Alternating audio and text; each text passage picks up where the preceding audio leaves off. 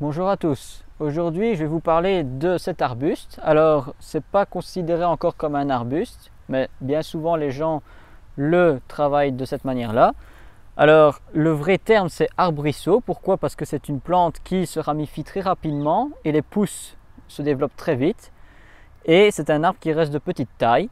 Alors, il s'agit du Caryopteris clandonensis. Alors, il en existe plusieurs variétés. Ici, j'en ai une. Il y en a une qu'ici à ma gauche que j'ai semée, pardon. Et je vais vous montrer la différence qu'on a entre un arbre qui a été planté de pépinière et à partir d'une graine, qu'est-ce qu'on obtient. Alors, d'abord, pour vous parler de cet arbre, vous pouvez voir, il fleurit. On est ici à la mi-septembre. Il a commencé à fleurir vers la fin du mois d'août. Pourquoi il est intéressant? Parce qu'il a une floraison atypique des autres arbustes, ça veut dire qu'il fleurit dans la saison quand même assez tardivement. C'est intéressant, donc si on n'a pas beaucoup d'arbustes ou de plantes qui fleurissent à cette période de l'année dans son jardin, ça permet d'avoir une floraison quand même en retard. Et ici on voit la couleur est bleu-violet.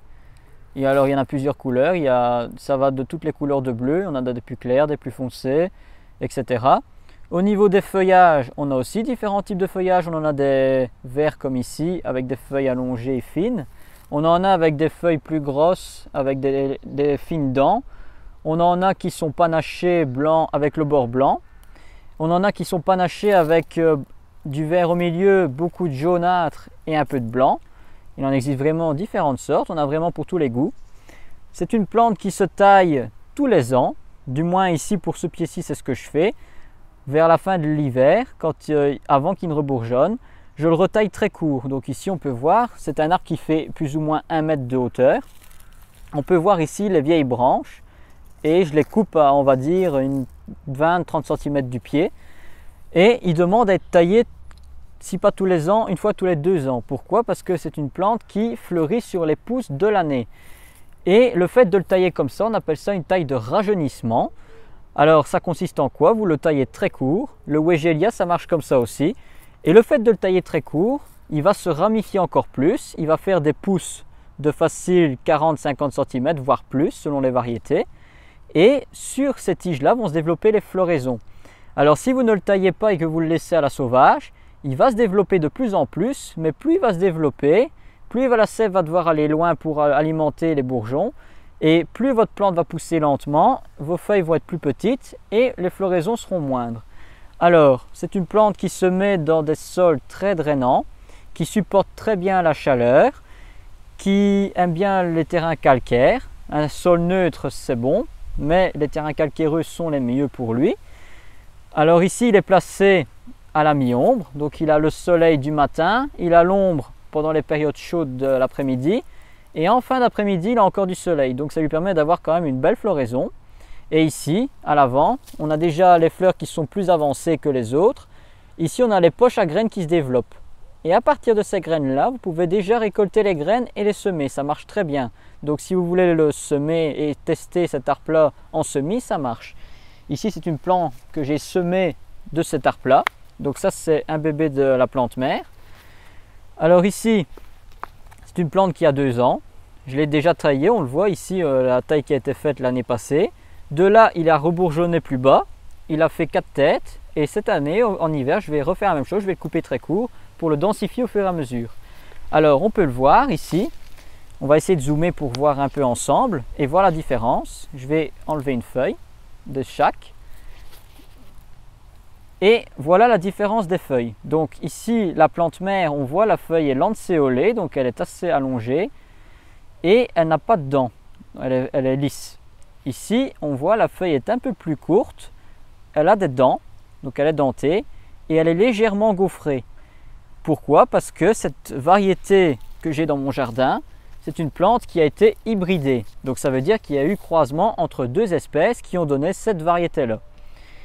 Et si on récolte les graines, j'ai toujours dit que les graines ne donnaient pas toujours le même code génétique que la plante mère. C'est le cas ici, donc ça c'est la variété souche, la variété primaire, qui, avec un croisement d'une autre variété, a donné cette variété-ci. Alors ça c'est la parenthèse, mais sachez quand même que si vous voulez plusieurs variétés de Caryopteris et que vous en achetez en magasin, avant d'en acheter un deuxième d'une autre sorte, semez d'abord les graines de votre plant mère et vous aurez peut-être des surprises et vous aurez peut-être une variété un peu plus intéressante. Alors ici on voit il va commencer à fleurir, donc lui il est un peu plus tardif que celui-ci. Ça peut être une autre manière d'avoir une autre variété. Et des fois on peut avoir des nouvelles variétés qui se créent aussi. Donc ça c'est la parenthèse pour ce plant-ci. C'est une plante qui se bouture aussi facilement. Donc ça vous le bouturez entre le mois de mai et le mois de juillet. Vous prélevez des têtes, mais ça s'il faut je ferai une vidéo l'année prochaine pour vous montrer le bouturage. Ou alors vous faites des boutures de tronçons. Mais à savoir que vous ne le taillez pas quand il est en fleur. Et vous ne prélevez pas de bouture quand il est en fleur. Pourquoi? Parce que vous aurez un moins bon rendu. Ici on voit les fleurs sont maintenant en mi-septembre en train de s'ouvrir et de s'épanouir. Ça donne un indicateur aussi pour savoir quand est-ce qu'il faut tailler l'arbre. Donc à savoir que toutes les plantes, que ce soit des vivaces ou des arbustes, la période de taille va être définie par la floraison que vous allez avoir. Si votre plante fleurit fin de saison, vous allez le tailler juste après. Mais ici, comme on va rentrer en période hivernale, pour éviter de le toucher pendant la période de gelée, on va le tailler au printemps. C'est une plante aussi qui attire beaucoup de butineurs. Ici, on voit il y a une abeille qui commence à venir butiner. Donc c'est une plante mellifère. Donc si vous aimez les animaux butineurs et que vous voulez apporter de la vie dans votre jardin, c'est un arbre qui va apporter de la vie en fin de saison. Et alors vous pouvez l'associer à d'autres plantes. Ici c'est un arbre qui est de couleur bleutée. Vous pouvez l'associer avec des fleurs jaunes, des fleurs rouges. Vous pouvez vraiment jouer avec les couleurs, avec les volumes. Et vous voyez donc c'est une plante qui est quand même assez trapue. Donc voilà, je pense avoir fait le tour. Au niveau des ravageurs et des maladies, il n'y en a quasiment pas. Du moins à ma connaissance, j'ai jamais eu de problème avec cet arbre-ci. Et alors l'avantage aussi c'est qu'il sent bon. Donc si on frotte les feuilles, on sent une petite odeur. Et j'ai oublié de préciser, ça c'est important de savoir aussi, ça fait partie de la famille des Verbenacées, donc de la famille des verveines. Alors voilà, merci de m'avoir écouté, à très bientôt pour une nouvelle vidéo et n'hésitez pas à aller sur ma chaîne YouTube, donc c'est Anthony Macestio, la main verte. N'hésitez pas à mettre un j'aime, à commenter, je suis là pour ça.